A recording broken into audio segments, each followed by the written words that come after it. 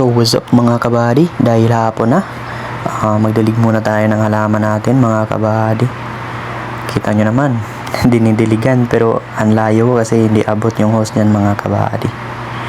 At syempre, stretching na yung time natin ng pag-ensayo, hindi natin makakalimutan.